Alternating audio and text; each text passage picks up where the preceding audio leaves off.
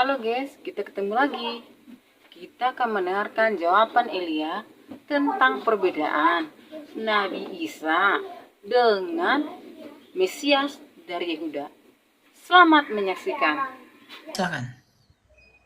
Ini kan kalau menurut ajaran Islam Kak, mungkin yang Kakak maksud Mesayah itu, kalau bagi kami itu Nabi Isa yang turun di akhir zaman untuk menghadapi Dajjal gitu kan Kak.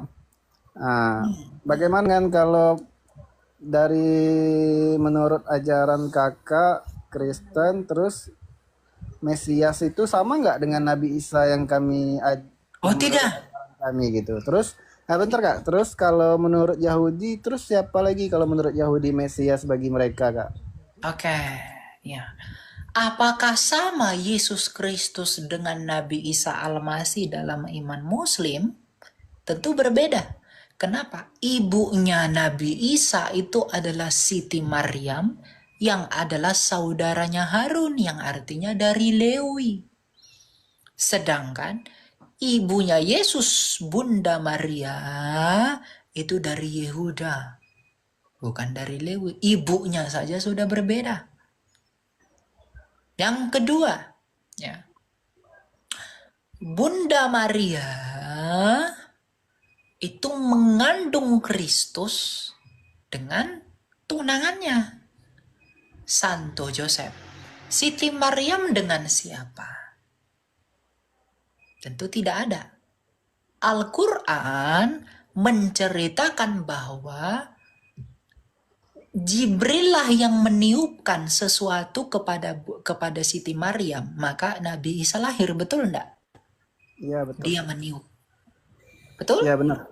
Nah, kalau Yesus dikandung dari Roh Kudus, bukan ditiup.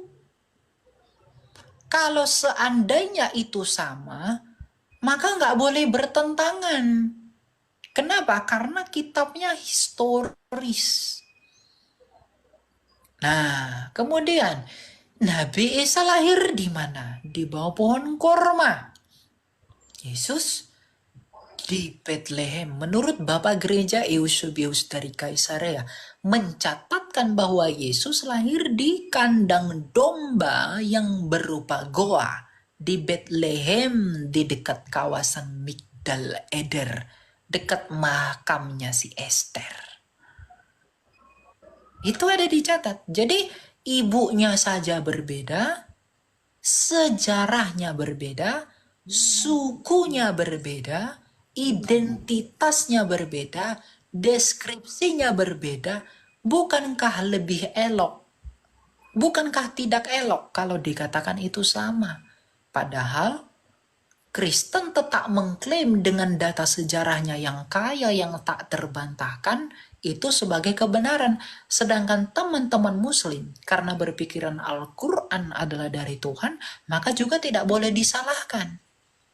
Maka, karena dua narasi ini bertentangan antara Alkitab dengan Al-Quran, Alkitab dengan data sejarahnya yang begitu valid, Al-Quran dengan klaim teologinya itu datang dari Tuhan, tapi menceritakan deskripsi yang berbeda, maka harus dibedakan. Kalau disama-samakan, akan jadi rancu. Sejarah melawan teologi itu nggak fair. Sejarah harus lawan sejarah. Gitu loh. Nggak boleh sejarah lawan klaim teologi. Nggak boleh. Harus sejarah dengan sejarah. Yesus lahir di kandang domba, ada data sejarahnya, Pak. Yesus tersalib, tutup kitab suci, kita tahu dia tersalib.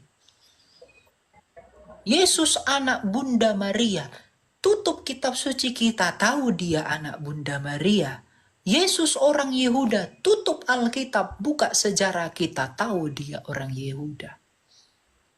Tapi tiba-tiba ada menarasikan yang lain, ya kita menghargai itu. Tapi kalau mau dituntut mana benar salah, minimal kasih dulu literasi sejarahnya sama kita.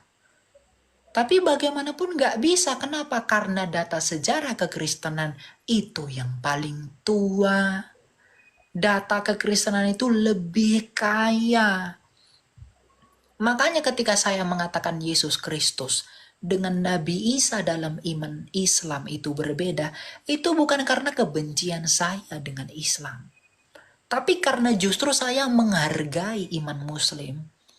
Saya menganggap iman Muslim adalah kebenaran bagi mereka yang menganggap itu kebenaran. Maka saya nggak mau ada perdebatan di antara kedua ini.